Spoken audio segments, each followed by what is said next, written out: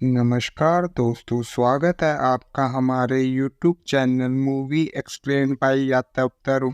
आज हम जिस मूवी की बात करेंगे उसका नाम है द पाइपर, जो कि एक हॉरर मूवी है। फिल्म की शुरुआत में हम कैथरीन नाम की औरत को किसी से फ़ोन पर बात करते हुए देखते हैं। वो आदमी कैथरीन को एक धुन लोगों को सुनाने के लिए कह रहा होता है, जबकि कैथरीन मना करती है और कहती है कि ये धुन शैतानी है, कोई इसे नहीं सुन सकता, और फ़ोन काट देती है। फिर वो अपनी लिखी हुई धुन को एक बॉक्स से निकालती है और उसे बॉक्स समेत जलाने लगती है, लेकिन बॉक्स बंद हो जाता है और बॉक्स के चारों ओर लगी आग कैथरीन को भी जला देती है और कैथरीन मर जाती है। फिर बारिश शुरू होती है और आग बुझ जाती है।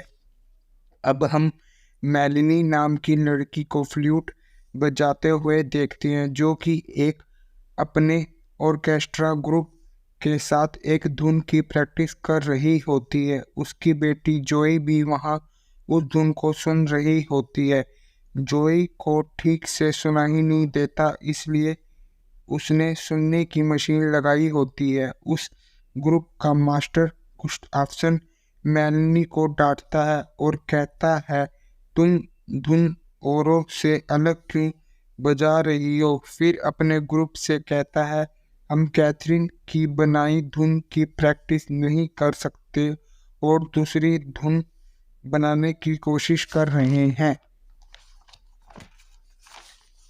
और वहां से जाने लगता है। मेलिनी की दोस्त नैन्सी अपने बेटे कोलिन के साथ वहां आती है और मेलिनी को कहती है कि देखो फ्रैंकलिन कैसे कैथरीन की जगह लेने की कोशिश कर रहा है, तुम उससे बेहतर हो, तुम्हें गुस्ताफसन से बात करनी चाहिए। फिर मेलिनी गुस्ताफसन के पास जाती है और कहती है कि आपने मेरी बनाई धुन को सुना या नहीं, मैं उसे नेक्स्ट सीजन के लिए सबमिट करना चाहती हूँ। गुस्ताफसन कहता है कि तुम्हारी धुन अच्छी है मगर सॉफ्ट है, मुझे दमदार धुन चाहिए। मेलिनी कहती है, मुझे नोट्स दीजिए, मैं उसे दमदार बना दूंगी। गुस्ताफसन ये कहते हुए वहां से चला जाता है और ये कहते हुए, तुम एक दिन जरूर कामयाब होगी, लेकिन सही वक्त आने पर।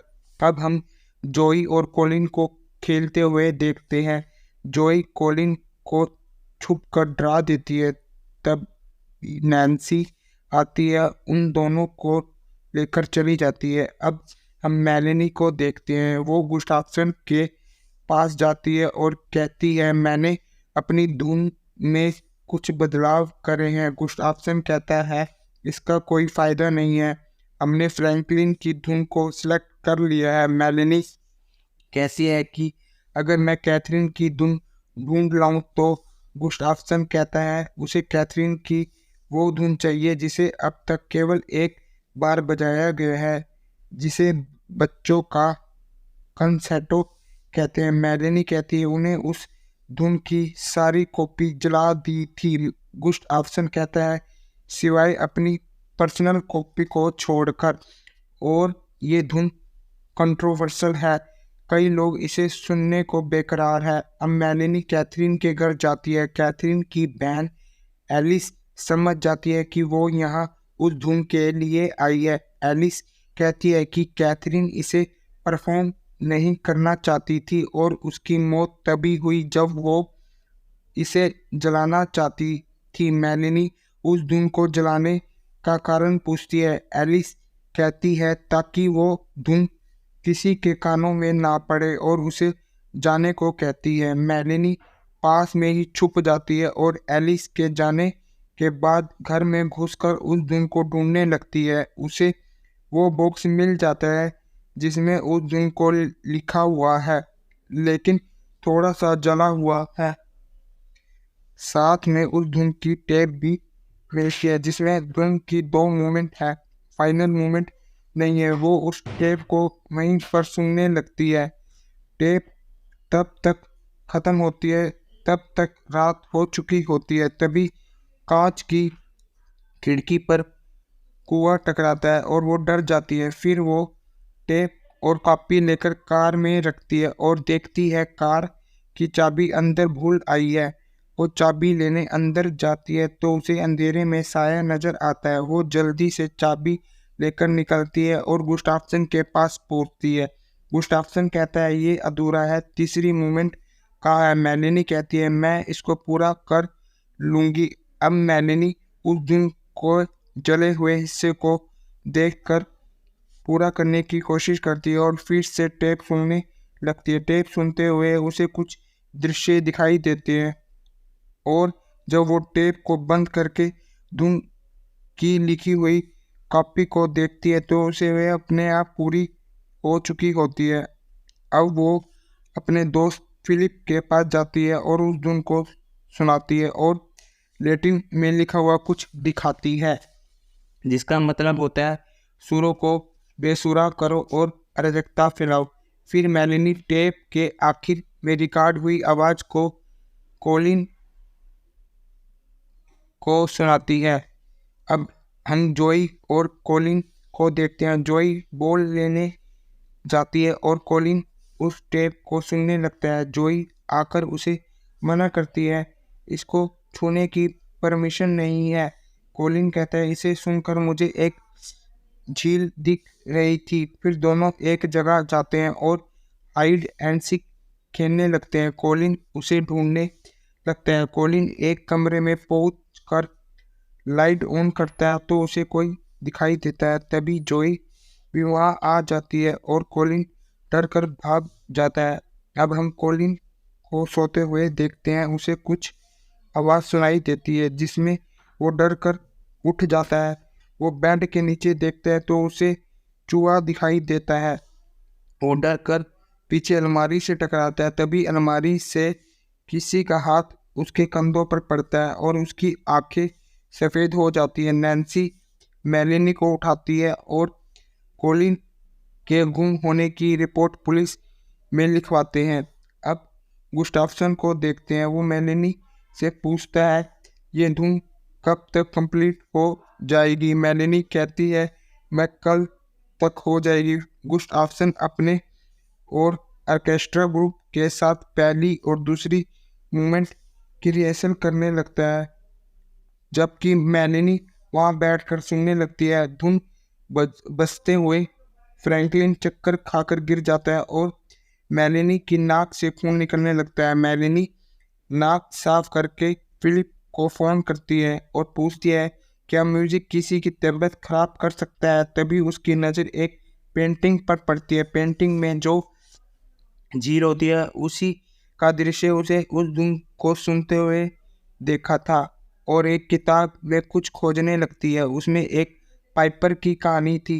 एक बार हेमलिन शहर में बहुत सारे चूहे घुस गए थे। पाइपर ने उनको भगाने के लिए शहर वासियों से उचित पेमेंट की मांग करी। शहरवासी मान गए। फिर पाइपर ने फ्लूट बजाकर उन चूहों को भगा दिया, लेकिन शहरवासियों ने पैसे देने से मना कर दिया। पाइपर ने उन्हें उसका अंजाम भुगतने की चेतावनी दी और रात में एक धुन बजाई और शहर के सारे बच्चे उसके पीछे करते हुए सो जाते हैं।